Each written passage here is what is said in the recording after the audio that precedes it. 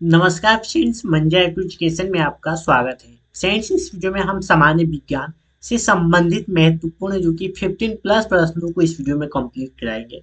Friends, ये प्रश्न होने वाले हैं, सभी ऑनलाइन या प्रश्न होने वाले हैं और परीक्षा में पूछे जाने वाले प्रश्न हैं। यदि फ्रेंड्स आप इस वीडियो को पूरा देख लेते हैं तो आपको परीक्षा में जो कि 100% 5 से 6 नंबर पक्के हो जाएंगे इस वीडियो से। तो फ्रेंड्स, वीडियो काफी इंपॉर्टेंट होने वाली है, तो वीडियो के अंत तक जो बने रहेगा। यदि फ्रेंड्स आपको हमारी वीडियो पसंद आएगी तो वीडियो को लाइक और चैनल को सब्सक्राइब करना मत भूलिएगा। तो चलिए फ्रेंड्स वीडियो को स्टार्ट करते हैं।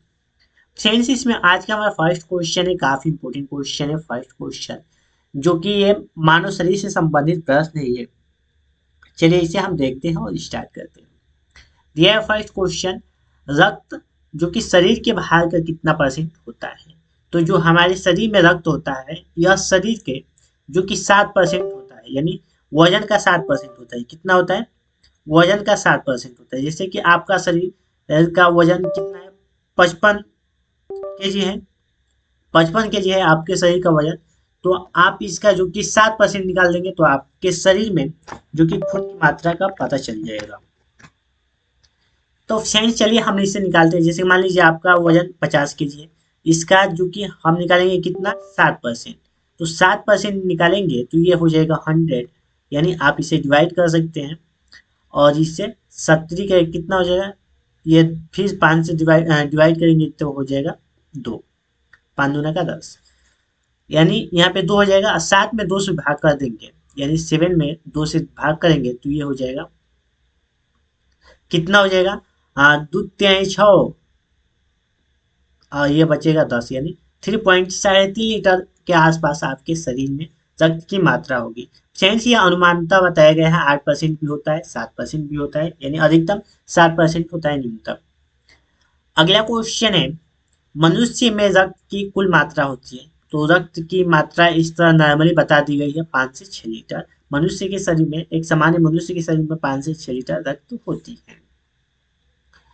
अगला क्वेश्चन है, रक्त का पीएच मान कितना होता है। तो रक्त का पीएच मान होता है जो कि 7.4 होता है, जो कि रक्त हमारा होता है क्षारीय होता है।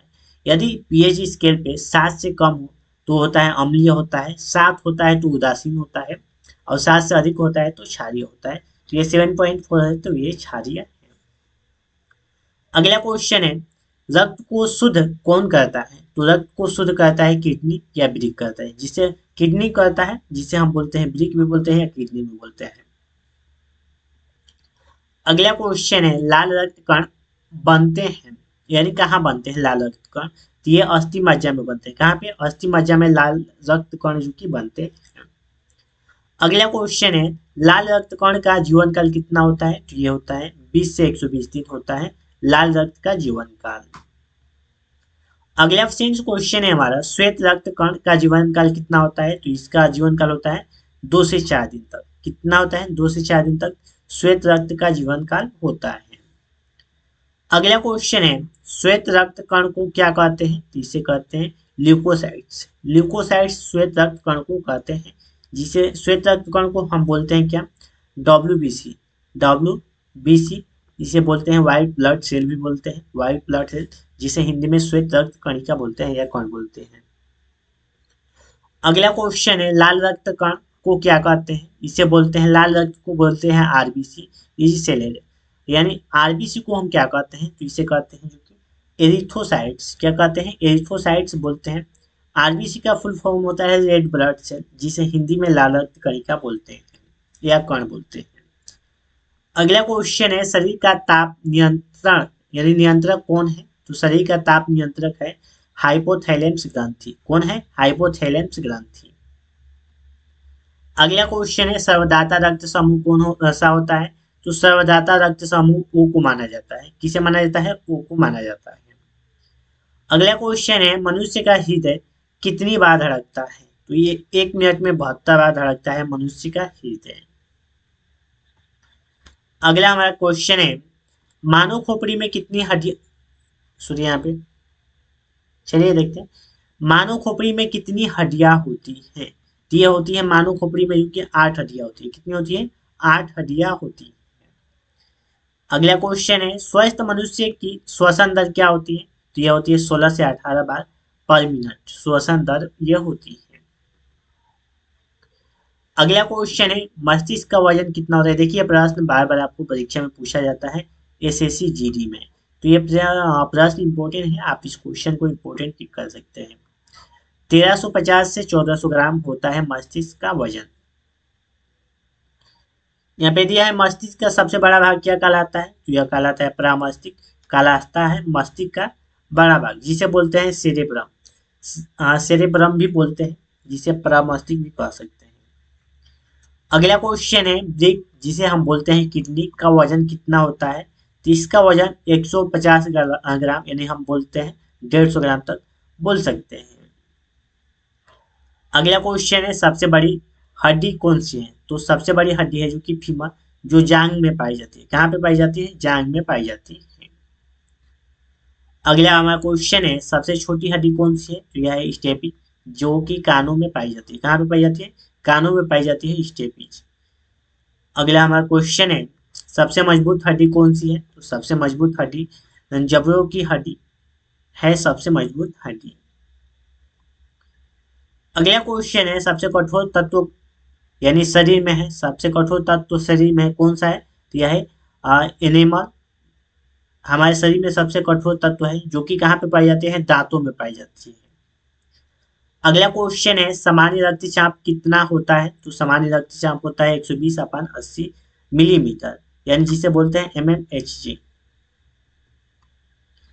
अगला क्वेश्चन है शरीर में जल की मात्रा कितनी होती है, तो शरीर में जो हमारे शरीर में होता है जल की मात्रा यह 65% से 80% होती है हमारे शरीर में जल की मात्रा। दिया है अगला क्वेश्चन केले में विषाणु से लगने वाला रोग कौन सा है, तो यह है मोजेक, जो कि बीमारी का और लगने वाला विषाणु है।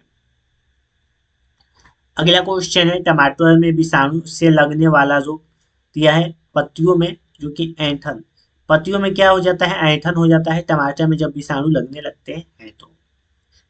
अगला क्वेश्चन है नींबू में विषाणु से लगने वाला रोग कौन सा होता है, तो ये होता है जो कि रोग नाड़ी का उत्तक क्षरण जब होने लगता है तो नींबू में विषाणु के लक्षण या रोग पाए जाते हैं। अगला क्वेश्चन है कुछ इंपोर्टेंट पॉइंट्स है बादाम में विषाणु से लगने वाला रोग कौन सा है, तो यह है जो कि रेखा पैटर्न है। अगला क्वेश्चन पपीता जो दिया है में विषाणु से लगने वाला रोग कौन है, तो वह है जो कि मोजेक, ये बीमारी लगने वाले हैं विषाणु के पपीता में। यह है जो कि तिल में विषाणु से लगने वाला रोग, तो यह है जो कि फिलौडी, कौन सा विषाणु लगते हैं, फिलौडी। और गन्ने में विषाणु से लगने वाला रोग कौन सा है, तो यह है तृण समान जो कि रोग है। अगला ये फ्रेंड्स भिंडी में दिया है कुछ ये सब्जी के महत्वपूर्ण है जो कि ये प्रश्न पूछे जाते हैं, इसलिए हमने बीच में इससे ऐड भी कर दिया। भिंडी में विषाणु से लगने वाले रोग कौन से हैं, तो यह है फ्लिनारी मोजेक, ये रोग लगने वाले हैं। अगला चुकंदर में विषाणु से लगने वाला रोग कौन सा है, तो ये भी ऐंठन और सिसिरो भाग के लक्षण मिलते हैं। अगला क्वेश्चन है हमारा काफी इंपॉर्टेंट प्रश्न सरसों में विषाणु से लगने वाला रोग, तो ये होता है मोजेक। आप देख सकते हैं जब लाही गिरने लगती है जिसे हम बोलते हैं लाही बोलते हैं, सरसों में विषाणु लगते हैं तो क्या हो जाता है, मुरझा जाता है। नींबू में पाए जाने वाला अम्ल कौन सा होता है, तो यह होता है साइट्रिक अम्ल, आपको पता ही होगा। सबसे अधिक जो पाया जाता है विटामिन यानी नींबू में विटामिन सी पाया जाता है, तो पाया जाता है आंवला में पाया जाता है। और नींबू में पाए जाने वाला अम्ल कौन सा होता है, साइट्रिक अम्ल। नींबू में भी यही अम्ल पाया जाता है, लेकिन सबसे अधिक विटामिन जो विटामिन सी होता है आंवला में पाया जाता है। अगला क्वेश्चन है वायुमंडलीय हवा का सर्वाधिक घटक कौन सा है, तो यह है नाइट्रोजन, जो कि 78% होता है वायुमंडल में। अगला क्वेश्चन हमारा है गैसोल का निर्माण कैसे होता है, तो इसका निर्माण जो कि पेट्रोल व इथेनॉल के मिश्रण से होता है, पेट्रोल व इथेनॉल के मिश्रण से होता है गैस का निर्माण। अगला क्वेश्चन है अंधापन किस विटामिन की कमी से होता है, तो विटामिन ए की कमी से अंधापन होता है। अगला क्वेश्चन है कार्बन के दो मुख्य अपरूप कौन से हैं, तो दो मुख्य अपरूप होते हैं हीरा और ग्रेफाइट, कौन होते हैं? हीरा और ग्रेफाइट। अगला क्वेश्चन है शरीर की सबसे बड़ी हड्डी कौन सी है? तो यह है जो कि फीमर। फीमर कौन सी है? फीमर। अगला क्वेश्चन है मानव शरीर में कुल हड्डियों की संख्या जो कि कितनी होती है? तो ये